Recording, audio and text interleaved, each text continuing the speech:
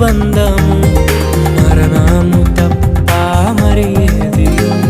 విడదీయనిది బంధము వ్యాధి బాధ సంతోషంలో కలిమి లేని ఆరోగ్యంలో